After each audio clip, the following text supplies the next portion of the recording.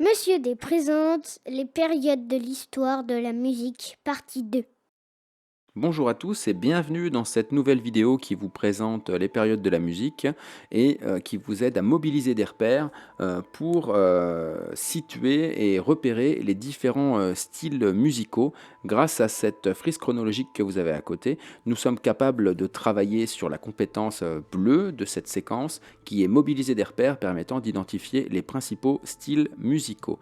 Alors, nous avons vu la semaine dernière comment procéder, déjà comparer avec ce que l'on connaît, essayer de trouver un repère ou plusieurs dans le petit tableau que je vous ai donné, et grâce à ces repères, être capable de dater l'œuvre qui vous est proposée. Un exemple avec le clavecin, on voit la flèche du clavecin qui parcourt seulement 2 périodes, ce qui nous permet d'éliminer les 5 autres qui se trouvent autour.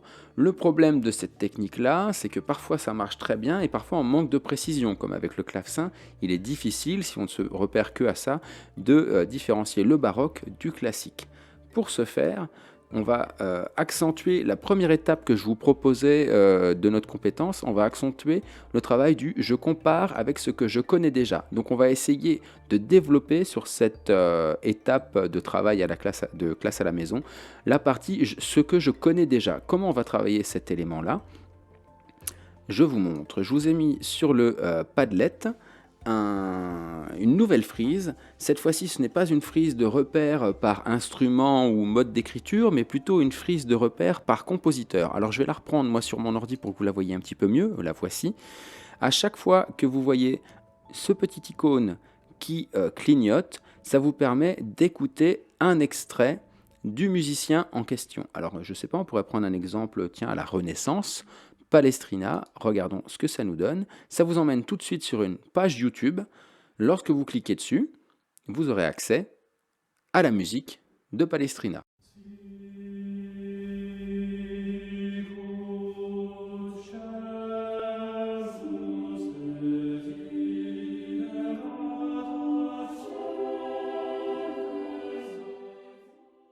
Si vous avez du mal à dater la Renaissance, peut-être que d'avoir dans votre oreille un extrait de Palestrina, le moment où vous allez devoir compléter le nouveau formulaire, vous dire ah bah tiens ça ressemble à Palestrina.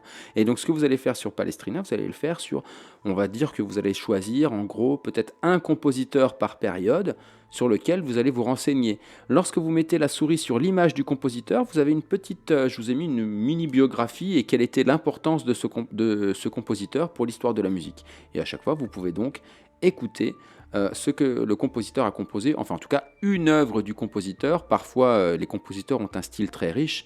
Vous prenez Debussy, si vous écoutez l'œuvre que je vous ai mise en ligne, vous pouvez avoir des choses très différentes, mais le but n'est pas d'écouter l'encyclopédie globale de l'histoire de la musique, mais encore une fois, de se faire davantage de repères, de développer la partie qui s'appelle « Ce que je connais déjà ». Donc, alors, pour la semaine prochaine, ça va être assez simple. Ce que je vous demande de faire, c'est de consulter l'image interactive que je viens de vous montrer, et puis de compléter le formulaire de l'étape 5. Si vous avez des questions, moi je suis disponible sur Éclat. Pour compléter le formulaire, vous pouvez vous servir de cette image interactive, mais également des repères que nous avions vus la semaine dernière, les repères d'instruments. Si vous couplez ces deux sources de repères, logiquement, vous devriez vous en sortir. Je vous souhaite à tous un bon courage et je vous souhaite une très bonne semaine.